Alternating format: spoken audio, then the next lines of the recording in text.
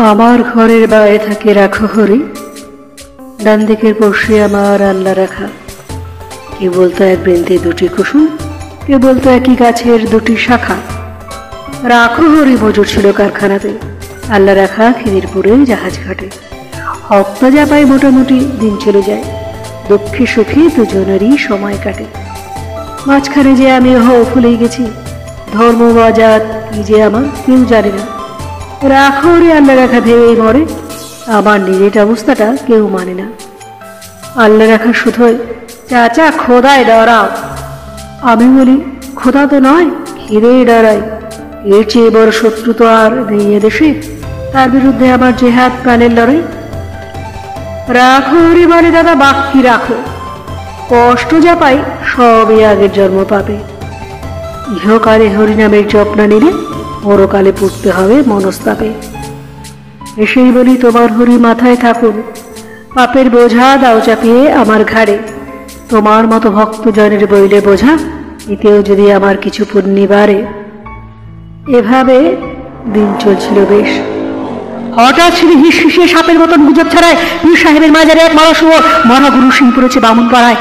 ছড়িয়ে গেল দাঙ্গা দাবানালের মতো, আল্লাহ রাখা লাফিয়ে এলো সর্তি হাতে। রাখো হরি তেল পাকায় বসে লাঠি হঠাৎ মতো ঘুরছে দু চোখ আগের তাতে। দুহাত ধরে বোঝাই ওদের হচ্ছেটা কি, যাচ্ছি দেখো এসব খবর সত্যি কিনা। আল্লাহ রাখা বললো কাফের হাত যাবি, দেখছো চাচাই রাখো হরি আর চুবিরা। রক্ত অরুণা বইল আমার চোখের আগে, জখম হয়ে জ্ঞান হারালাম পথের ধারে। ততক্ষণে ওরা দুজন ভূতলশায়ী পরস্পরের সরকি ও লাঠির বারে। কার যে রক্ত সেদিন ভিজল জমি, হিসেব তো নেই, দুটোই যে লাল। আর যে জানি রাখো হরি কাঁদতে ছিল জলের তরে, আল্লাহ রাখা চাইছিল এক আচলা পানি। বহু বছর লাগলো আমার ঘা শুকোতে, দেহেরটা নয় মনের ঘাটাই আসল দাগা। ঘরে যে যাই এই ইচ্ছেটাই আর ছিল না, ফিরবো কোথায়, ঘর যে আমার আগুন লাগা। তবু সেদিন চাইল কি মন, গেলাম ফিরে।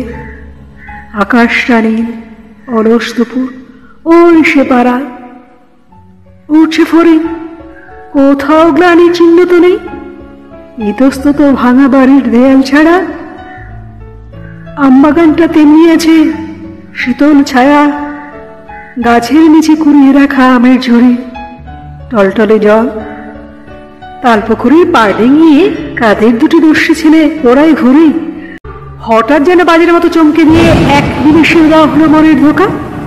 সুতো টানছে আল্লাহ রাখার ছেলে করি, লাটাই গুটোই কানাই রাখো হরির খোকা। আমার ঘরের বাইরে থাকে রাখো হরি, ডান দিকের পড়শি আমার আল্লাহ রাখা। কে বলতো এক বৃন্তে দুটি কুসুম, কে বলতো একই গাছের দুটি শাখা।